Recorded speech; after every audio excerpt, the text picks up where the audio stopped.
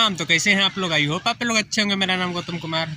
आज मैं एक ऐसे कलाकार के बारे में बात करने जा रहा हूं जो भोजपुरी के हिट मशीन कलाकार कहे जाते हैं और भोजपुरी के कोई चेहरे के मुमताज नहीं है। जैसे कि ये फ़ोटो में देख सकते हैं।